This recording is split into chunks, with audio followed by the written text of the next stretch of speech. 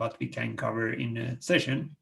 So in this session, I'm going to talk about two important architecture blueprints out of all of those, which is mostly on development architecture and the sharing architecture. Now, I had a slide to explain about myself, which we'll skip that. You already know about that. So let's talk about this. And by the way, if you have any questions anywhere in the session, just feel free to let me know, or just ask your question in the chat window. We'll get to that later, or just let me know as soon as you have a question. Okay, Power BI. In terms of talking about architecture, especially development architecture of that, first we need to look at what is the normal Power BI adoption story. This story that I'm about to tell you is something we have in a lot of companies. That is how a lot of companies start with Power BI. So normally, like someone from a company, like a business analyst, someone who used to build reports with Excel or things like that, hear somewhere about Power BI, someone already presented somewhere about Power BI, they get excited, they go and build some reports with it, they get even more excited, then they go and tell others about it, that this is Power BI, you can go and build something like that. And everyone gets excited, they start to build their own Power BI report. So it starts with one Power BI report, then it becomes like 5, 10, 20, 200 Power BI files. So actually Power BI becomes like the new Excel.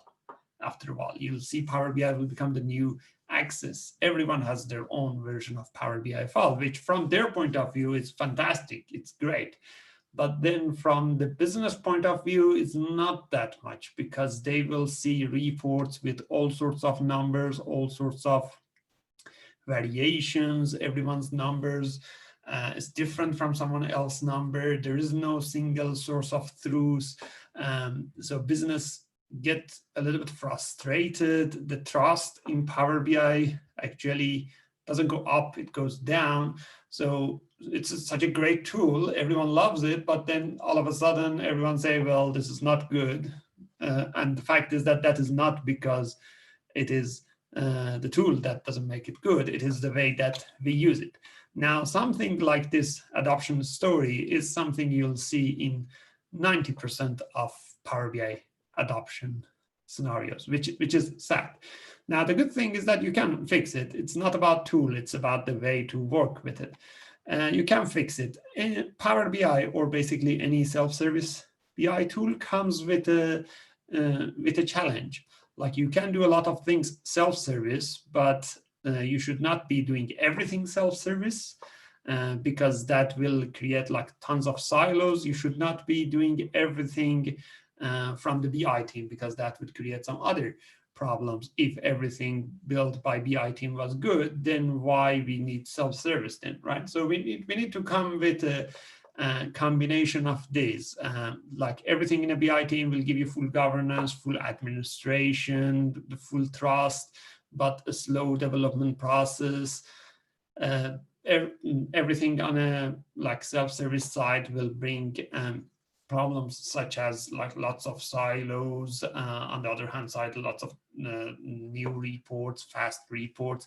So you need to find a middle ground, which is normally quite a big governance discussion. But one important part within that governance discussion is to how to build that architecture. So the normal Power BI architecture is that everyone start building their own report, and each report is different from other reports. However, one part of the architecture that we can consider for development is that we can reuse some parts that already is in another report. For example, a query can be used in multiple files. A Power Query, let's say table or script, can be used in multiple files.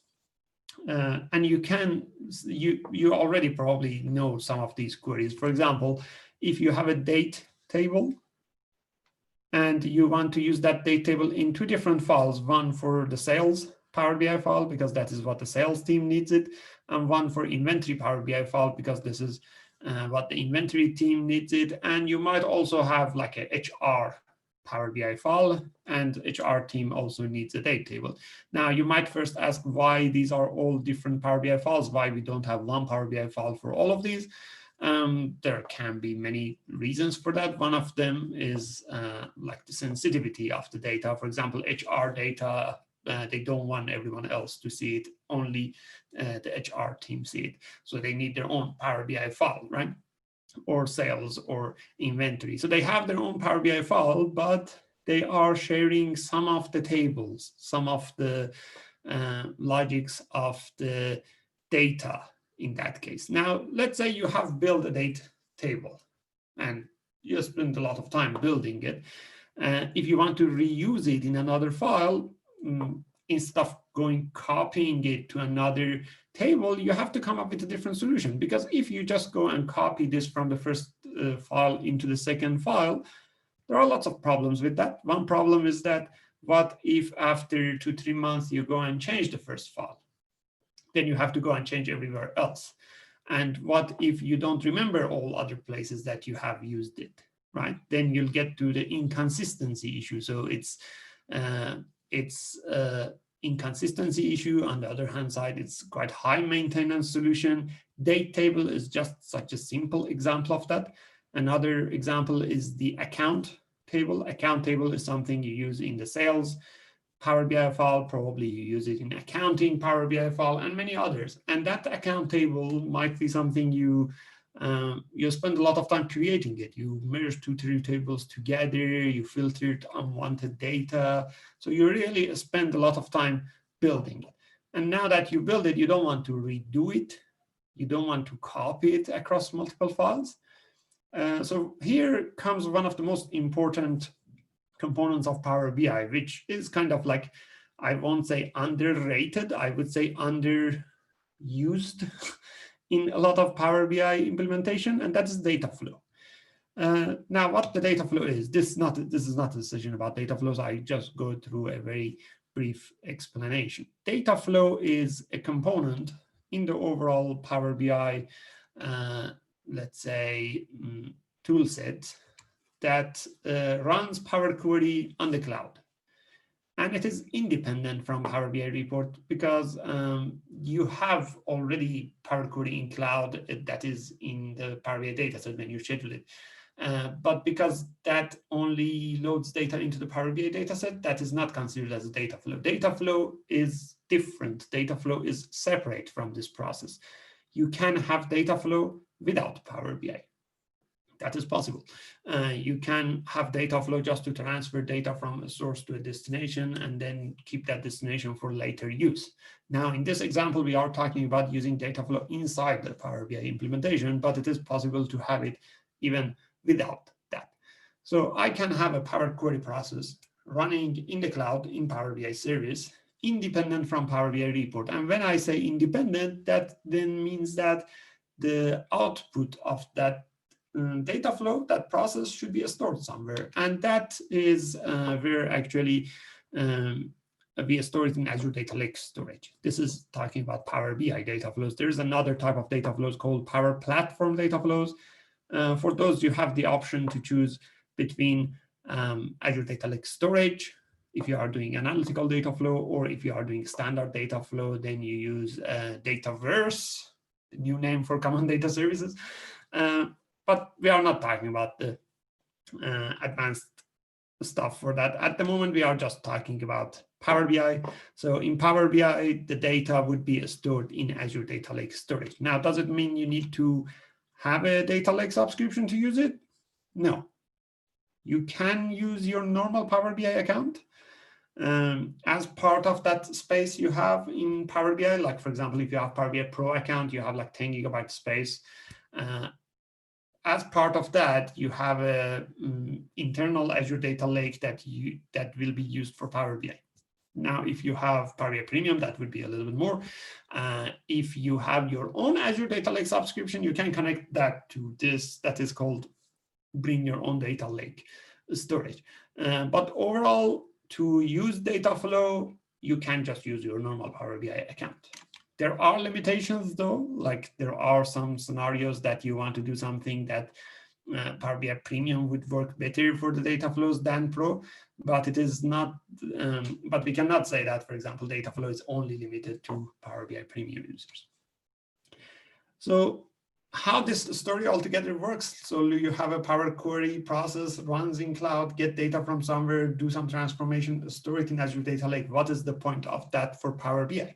The point of that for Power BI is that now Power BI can use that outcome as a source. So in fact, you are actually building a data transformation and a data storage, and Power BI using the result of that storage. It means that you build your date table once, process it, store it somewhere, and then you get data from it. That means all of your Power BI files, sales, HR, inventory, anything that wants to have that date table, just get it from there. Simple. You don't really need to do it like 3 times, copy your source code. Source code is just once up there. If you go and change it, all of these 3 would get the updates. It makes everything much simpler. So I can have my shared tables, shared, let's say, queries or whatever you want to call it, inside data flow. Now, this is also quite a bit like high-level discussion at the moment. Data flows can be split into multiple data flows across multiple workspaces. Let's not talk about that at the moment. What I'm talking about is the usage of data flow at the moment. So I can have those tables loaded into a data flow through a data flow. There are 2 benefits for that. One is that my source code is only in that data flow now, one single source for the source code. Another thing is that I just process it once instead of processing it 3 times, 4 times for each Power BI file once. I process it once. And then in Power BI, I just get data from that. So I just do the load in Power BI. It makes your development much more efficient compared to doing it all within one Power BI file. You are actually separating that layer. You see here that I separated my data transformation layer from the rest of Power BI, which is modeling and visualization. You can use it for having a faster refresh time. Imagine I have a Power Query process that takes quite a lot of time, like it does merge, join, merge and join is the same way, by the way. It does merge, append, let's say, it does aggregation, group by, many like heavy operation together, and then load it into Power BI. Now this might take, let's say, 10, 15 minutes to run. And if I have it in Power BI desktop, that means every time I refresh, I have to wait 15 minutes for this to complete, and then I do my development. Versus if I separate and put those heavy lifting transformations in data flow, then the rest in Power BI. Power BI is just importing it. The heavy lifting transformation is in data flow. The whole refresh process might be still the same if I'm not using any advanced capabilities such as enhanced compute engine or anything like that. So the whole process might be still the same, but the fact is that my Power BI refresh time is shorter, so I can develop my solutions faster. Even that would be helpful. You can kind of use it to build something like a data warehouse, not exactly like a data warehouse.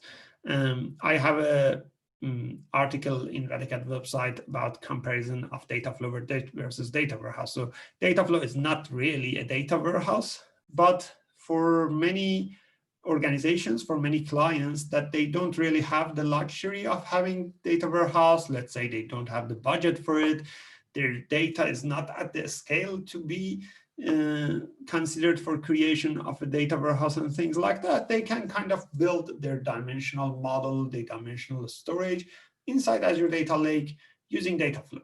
That would be still something similar to a data warehouse, not at that scale, but something at a smaller scale for them to use without paying for extra licenses and anything like that. They have a central storage that they can build through multiple data flows or one data flow and then reuse it in multiple Power BI files.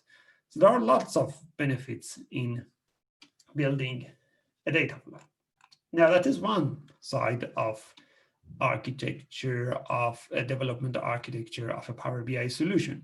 If we do it this way, we are separating the data transformation part of Power BI from the rest, which is modeling and visualization. However, there is another part, and that is about a data set.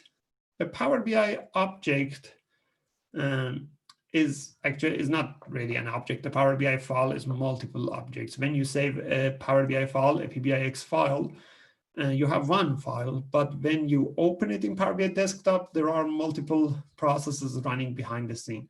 Part of your Power BI file is what we call a data set.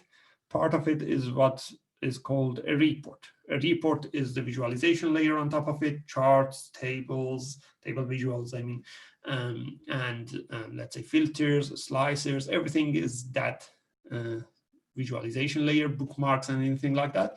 The data set is the tables, the relationships, connection to the data source. Now, the default is that every Power BI file has like one data set, one report together. But in fact, you can have the data set separate. In Power BI, when you publish the solution to the Power BI service, you can see that actually data set is a separate object. You can refresh it, you can schedule it to refresh. Now you can have one data set to serve multiple reports. Imagine if you have multiple report visualizers. Let's say I build a report, I build a model, report, everything together. Now there are 3 report visualizers in my team that they are great at doing visualization. They are doing fantastic graphic design and really effective dashboards. But all 3 of them want to build it on top of this report. So I need to find a way to let them to create it, right? So one way is that I give them, each of them, a copy of this report, this Power BI file, this PBIX file, and they go and build their own reports and dashboards. But then, like, let's say it takes like a week. While they are developing it, I find some issues in the model. I go and fix it. I change some calculations and things like that. But the fact is that the copies that those guys have, those copies don't have the changes that I've done right now. So these are like not talking with each other. So what should I do? Should I give them like a new copy? If I give them a new copy, then their visualization will be lost. There is no separation of visualization and modeling in this scenario to have everything together. So what should I do if I have multiple report visualizers using the same set of calculations and the same model? Well, the answer for that is to use a shared dataset. A shared dataset is not really like a specific type of dataset. Any dataset can be a shared dataset.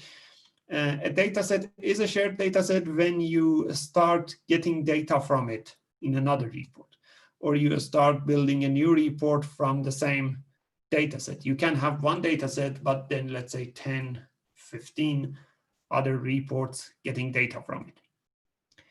That would be then considered as a shared dataset. So in that example, to have like 3 report visualizers, I can build the data model as a dataset. Then I can have like 3 reports build on top of it with the live connection, get data from Power BI dataset, and then they go and build their own visualization, whatever they want. If I update this model, they can still update their report and they get the latest changes, but their visualization is still there intact. That is the goal with having the shared dataset. So altogether, what type of development architecture I'm talking about? I'm talking about this development architecture, something that we have data flows and data transformation as one layer, the shared dataset as another layer, visualization as another layer. This is like a 3-layer architecture design, which is not really new. We had it in Microsoft BI or basically any BI systems for a long time already, but it was with different components. Now this is with Power BI components. So with data flow, I can get data from different sources, do data transformation, store it in Azure Data Lake storage. With shared dataset, I can get data from data lake storage, do the modeling, relationship between tables, writing DAX calculations, and then the visualization, which can be Power BI, can be Excel, analyzing Excel option, it can be paginated reports, any of these connecting to that shared dataset and building visualization on top of it. Having these separated in their own layers has a lot of benefits. One of the benefits is that you can have multiple people working on this solution at the same time. Like someone can do the visualization, someone do the modeling, someone do the data transformation. You can have people skilled in each. Someone who is good at data transformation and engineering can do this. Someone who is good at DAX can do the middle layer, and people who are good at visualization can do the last layer. So there are lots of benefits in doing this architecture. And there are actually many other things about this architecture. This is just probably like a tip of iceberg. This is like an overall picture. In details, this can be much more advanced, depends on the scenario you are implementing. For example, one of the new things announced in December to Power BI edition is that you can have a direct query to Power BI dataset, direct query connection to Power BI dataset, which means that when I have a Power BI model dataset already built, getting data, for example, from these sources, someone else can go and build another model on top of this model, but with adding like a couple of extra sources to this, like an Excel file, a text file. Someone else can go and build something on top of that, adding something to this. You are creating like a chained set of models rather than previously. If you wanted a data source that we didn't have before, you had to create like a whole new version of this. So it was like totally separate model sourced from the same sources already, and the calculation done in this model wasn't useful for that. So this is possible with direct query connection to the Power BI dataset and analysis services. It's a very new feature. It is quite useful. It has some limitations because, of course, this is very new, but it helps a lot in that architecture I talked about. It brings more consistency. It reduces the redundancy in your code. Overall, this helps the trust in organizations because you are reusing instead of redoing a lot of calculations. So definitely something to consider. I highly recommend that. There are limitations, though, as I mentioned. Hopefully, they will be lifted. One last thing I mentioned here before having a halfway through break and checking some of the questions. This is about the dataset part. For the data flow part, also, you can have layers within layers. So like this architecture that I talked about, data flow is not always like one layer itself. The data flow can be more than one layer. I have an article in Microsoft documentation page. You can go and check it. I have a link in chat window already about it. That you can break your data flows. Instead of having everything done in one data flow, you can have data flows separated. You can have a set of data flows as staging data flows. They just bring data as is into a destination. And then we call it like a staging data storage.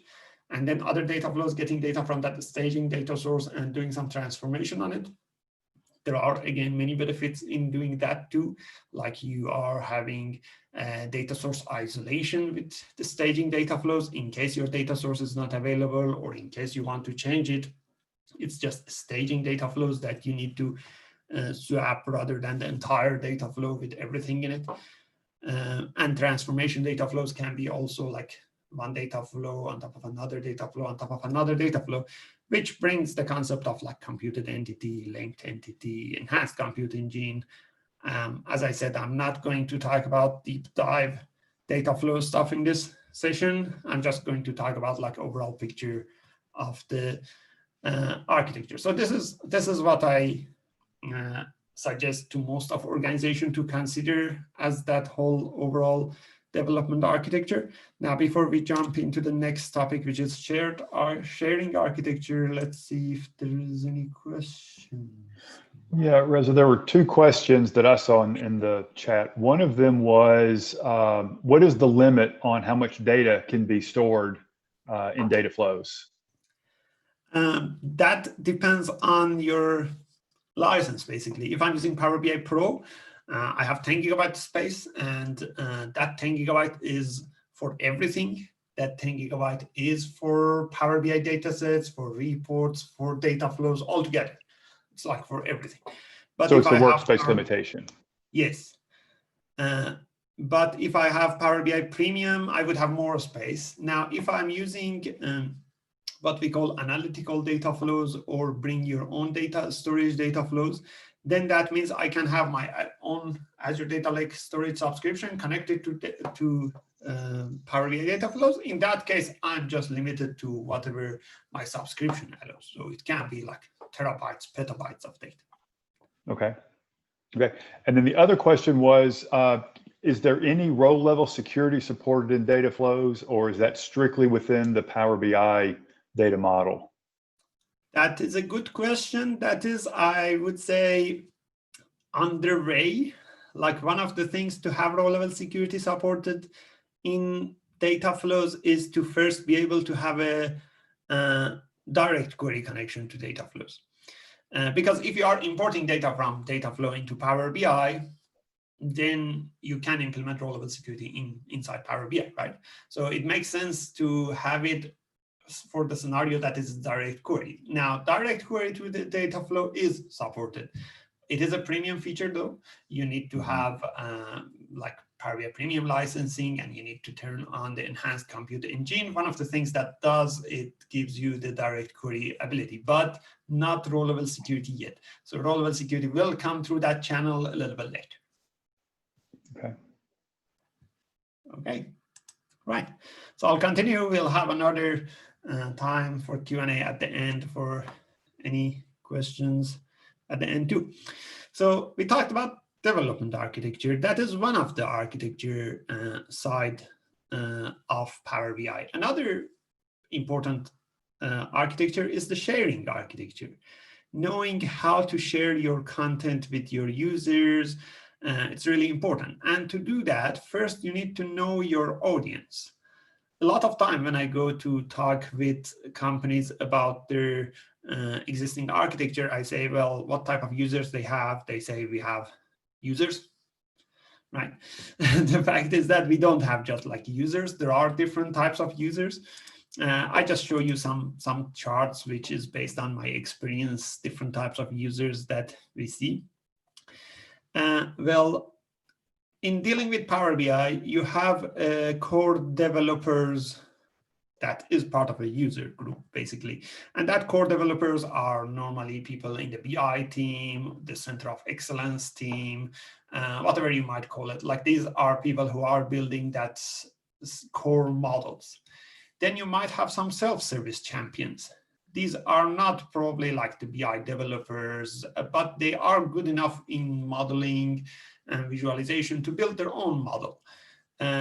So they are normally a little bit like you have more of these than the core developers. That is why you see that like the second layer is a little bit bigger, the second circle. Then you have report visualizers. These are people who are not really doing any modeling. They might not know how to write DAX calculation or anything like that, but they can do good visualizations. Well, again, normally you have more people of these. They do visualization, they connect to an existing model, build visualizations. And then at the end, you have end users. Who is an end user? End user is someone who is actually consuming the report. Like they might see the report on their phone, or they might see it in a website. They are consumer of the report. They are not really changing it. They might interact with it, like they click on this column chart, they drill down, they drill up, but they don't really go and change it, right? And majority of your users are normally end users in an organization. Now, these are different group of users. They have different needs. They have different skill sets. So this is also important to understand it, because based on these, you have to consider different sharing mechanism for these. You need to control their access. For example, an end user should not be able to go and edit the model, should not be able to go and delete a data set, right? Or for example, someone from developer team should have edit access to the dataset, right? So based on these users, then you define what is their access level, how you can control that, and how you can share it.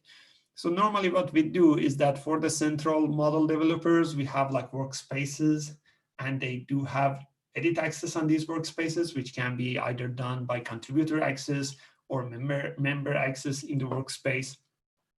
Then you have your self-service champions.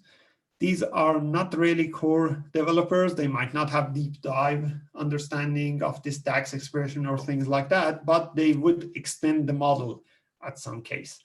So they will be able to read data from the original model, but then modify it, bring some other data sources. This can be done with import data, which has been done a lot since the direct query, before the direct query for Power BI dataset become available. Now that that feature is available, a lot of them can use this. Report visualizers, these just need view access or read-only access with the build access, of course, on the dataset, but then build their own reports on top of it. And end users, the way that end users should be using the data is mostly through Power BI apps. Or you might have, let's say, Power BI embedded application, embedded into a custom application and use that, right? They would also need the different training options. Like, for example, in Rad, we have trainings like from 1 day until like more than 10 days of Power BI training. For end user training, you don't even need 1 day. It's like 2-3 hours of training, showing them this is where you click, it highlights other thing, this is your app. So it's more like consumer stuff.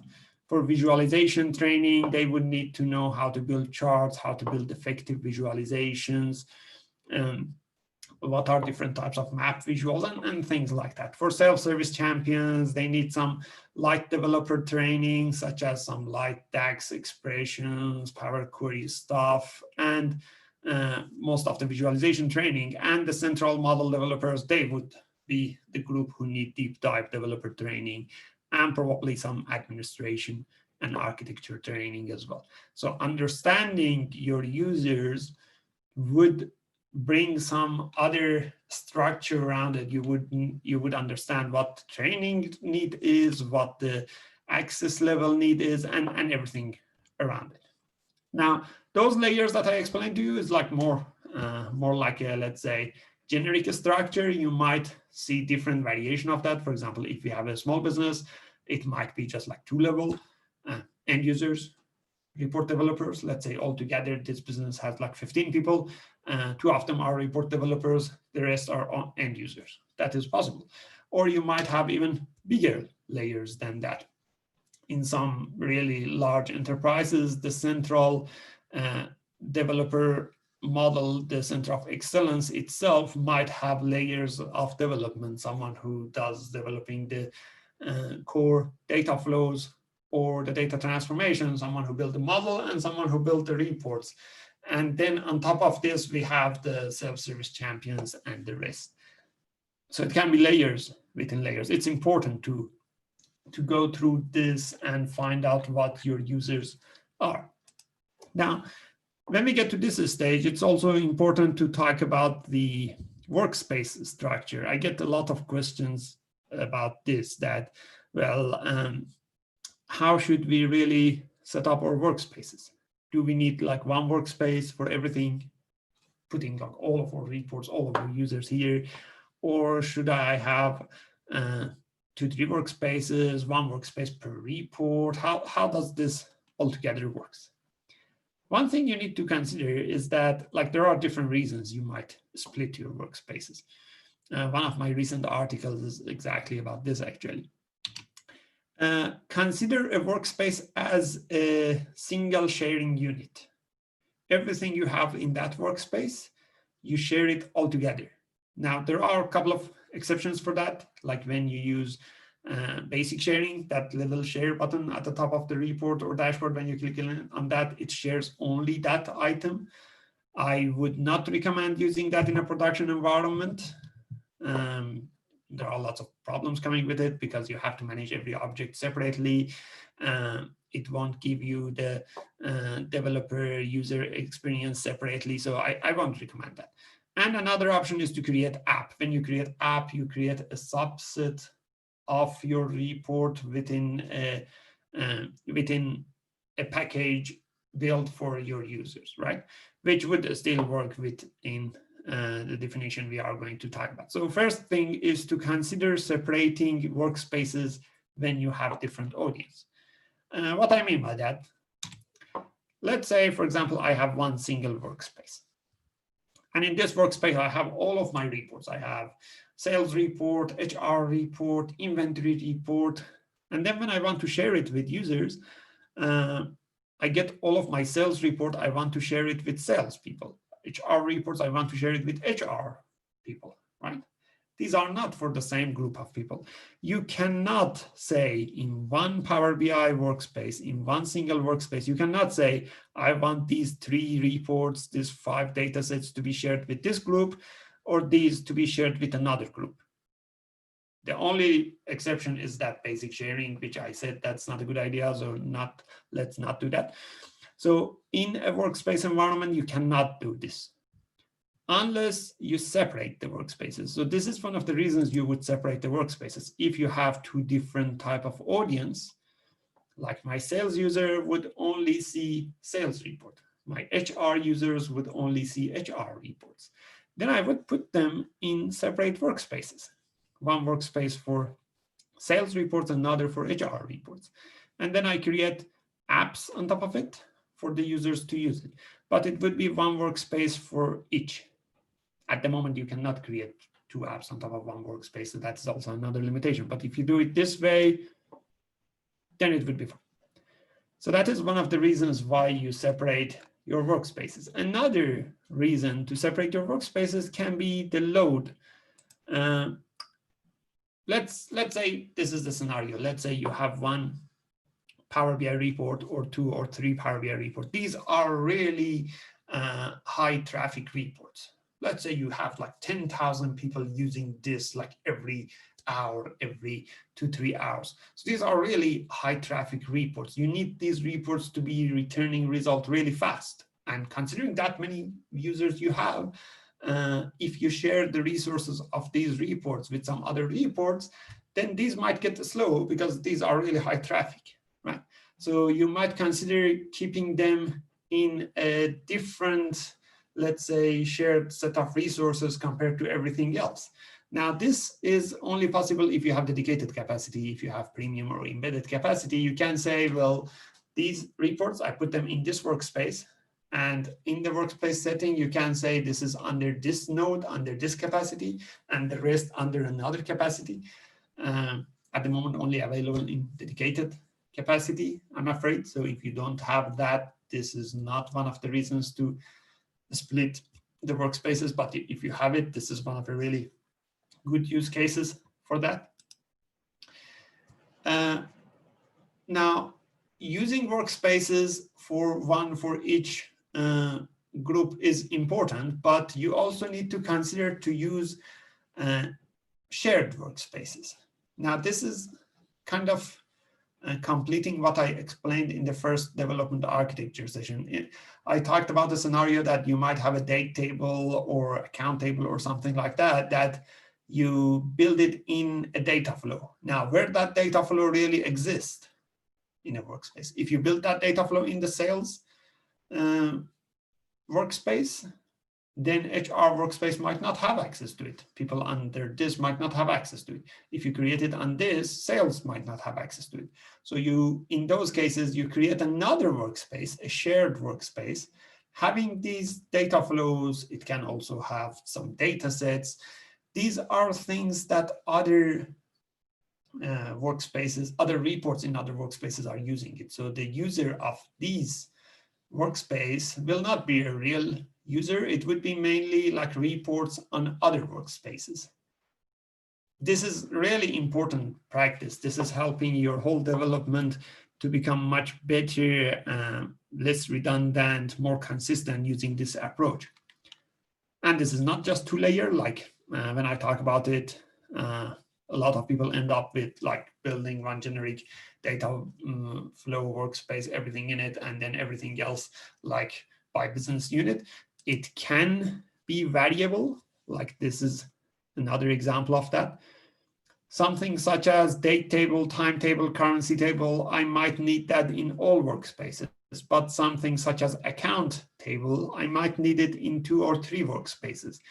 So you need to consider and really think about how you are going to build your workspace structure, how many workspaces you have, how many items you have in this workspace, and who are going to be users of this workspace. This can be a really good layered implementation. There can be limitations, depends on what structure you use, what details you use. Like if we are just talking about data flows, using one data flow in another data flow might create linked entities, which is a premium function. Then you might go and consider building Power Platform data flows, which doesn't have that limitation. So I'm not talking about those at the moment. I'm not talking about the limitations and tips of how to get this working in this way. I'm talking mostly about the overall architecture, how this should work. So don't limit your thoughts only on having one workspace per business unit or per audience group. You would need to have shared workspaces, and your shared workspaces can be also different in their level, in the way that it is used in other places. Workspaces can be also used to separate environments. Like, for example, this is happening a lot in a proper BI implementation, or basically I can say in any proper software development architecture. Like if you are developing a software, normally you have a development environment that you go and build, your developer goes and build it in that environment, the developer team dealing with each other to work with that environment. Then there's a test environment. They deploy it to the test environment from development environment when ready. That is shared with some test users. They give some feedback that, well, this is good. This should be changed. I like this. I don't like that. Go and change it. Developer team go and apply it. Go back to the test again. There is a bunch of circles going through that process. Finally, when everything is tested, fully tested and everything is good, we can push that into another environment that is for end user environment, the production environment. Production environment has only, let's say, clean software, whatever it is, for the users to use. Now, this is part of the software development lifecycle, having development, test, production environment. Power BI is also a software. You can consider it as the same principle. So you need to have development environment, test environment, production environment. Different organizations do it differently. Some organizations have just, let's say, dev, prod. Some organizations have dev, test, another test, prod 1, prod 2, like they have multiple layers. This is up to you how to build it. But using workspaces for this would also help in building such an environment. And if you are doing that, then you need to consider that, well, you had one workspace for sales, one workspace for HR, then does it mean to have like 2 for each or not? All of these are things that you need to consider when you are thinking about it. And as I mentioned, in the development architecture part, you can use workspaces as the development layers. Like I might build a data flow for date that everyone use it, and I put it in a generic workspace. But then that data flow, date is not a really good example here because date is not really coming from a source. It's just like automatically generated. But something such as account or something like that, that might come from multiple data sources. And there might be some transformation data flows in between those, some staging data flows to get data from those sources. So you might really like that single data flow that you see in a workspace. It might really behind the scene have like 4 or 5, many other workspaces behind the scene to have separation of layers. More layers you have in your development, less redundancy you will have.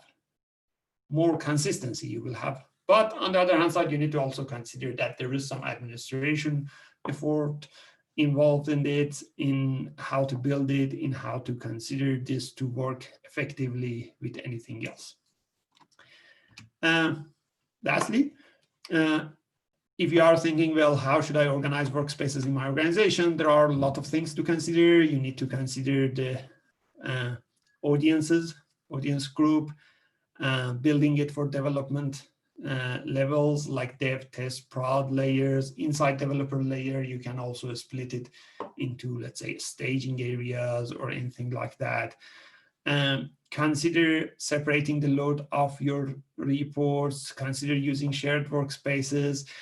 Designing workspace is not a rocket science, but it is not something that you just leave it to whatever happens, because if you do that, then you end up with either like one workspace having everything in it, or having like 200 workspaces without any structure of this workspaces after that, or with what is coming at the end. That is another important aspect of designing the overall architecture of a Power BI, sharing architecture of a Power BI implementation. Now, everything that I mentioned to you is already in my blogs, website, and everything like that. If we have any questions, I'm more than happy to have a look, and feel free to turn on your microphone if you want to talk about it too. We had one question that somebody asked, can we trigger refreshes in downstream Power BI reports and dashboards when an upstream data flow finishes refreshing? In other words, can you chain the refreshes? Yes, actually, this is also one of the things introduced in December, and I have already a blog and video about it. You can create a Power Automate flow, and in that flow, you can check if the data flow refresh completed. That can be like your trigger action, then do the data set refresh. You cannot do the report refresh, because report refresh is basically like a browser action. Whenever you open it, it's refreshed, or whenever you click on the refresh of it, but it will connect the two, like the data set and data flow. Previously, we didn't have this option. It's a really useful thing added recently. Very handy. Yeah.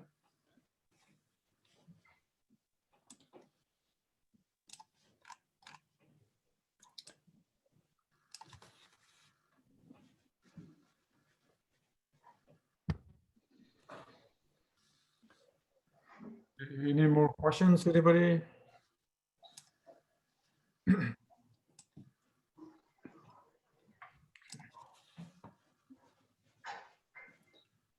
And as I mentioned, most of these things I talked about are in my blogs. I'll share the link to slides to you so you can go through it. But more information is in Red Hat website. Go ahead and check it out over there. Absolutely. And I just posted the YouTube channel, and give me like a day or so, I'll post this video as well. And I'll also consolidate any material that I get from Reza, and I'll share it with you guys as well in that box link that I've shared before. Okay. Great. Here is a quick question. Like when a data flow is changed in the in one of the previous steps, but you didn't notice it, what happens to those things? Like when there is an issue. If a data flow changed in, like, let's say if one of but the you're a consumer of the report. I mean, if the data flow, what happens in that case? So this really depends on what the change is. Sometimes the change is, let's say, a structural change. Sometimes the change is just, let's say, you've added a couple of steps, but your overall outcome is still the same.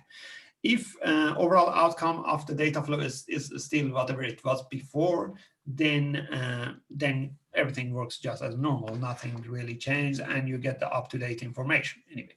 But if the structure changes, then there are actually two things happening. One is that that structural change might be a breaking change.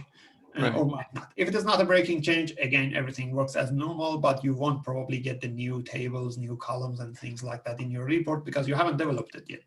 If it is a breaking change, then your dataset refresh will actually fail. But dataset refresh fail doesn't mean that your report will show errors. Power BI or the whole analysis services is like this, that if the refresh fails, it keeps the latest data in it. Cache right? data. Yeah. So basically what happens is that when a Power BI dataset wants to refresh, it creates a copy of an existing data, then it loads the new data. It makes sure everything works fine. If that works fine, then replace that old one with a new one. Now, if this fails, it brings back that old one and everything works as usual, but no up-to-date data. So worst case, you don't really get error in the user view, but you might not get up-to-date data. Okay, thank you. You're welcome.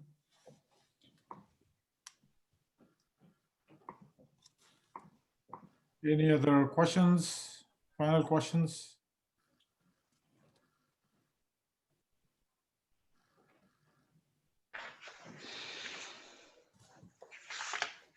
Okay.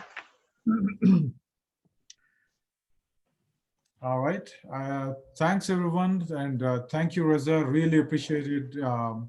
Thank you for making it to this session again. I thoroughly enjoyed it. I am hoping that everybody has enjoyed this.